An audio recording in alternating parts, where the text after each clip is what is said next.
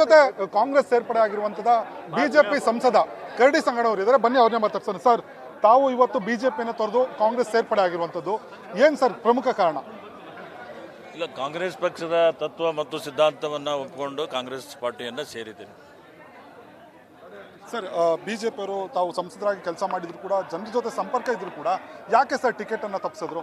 ಅದು ಅವ್ರದ್ದು ಬಿಜೆಪಿ ಹೈಕಮಾಂಡಿಗೆ ಕೇಳೋದು, ನಮ್ಮ ಹತ್ರ ಉತ್ತರ ಇಲ್ಲ. ಹೈಕಮಾಂಡ್ನವ್ರಿಗೆ ಗೊತ್ತು, ಬಿಜೆಪಿ ಹೈಕಮಾಂಡ್. ಕೊಪ್ಪಳದಲ್ಲಿ ಬಿಜೆಪಿ ಅಭ್ಯರ್ಥಿಯನ್ನ ಸೋಲಿಸುವ ಮುಖಾಂತರ ತಮ್ಮ ಸೇಡನ್ನು ತೀರಿಸ್ಕೊಳ್ತೀರಾ ಸರ್?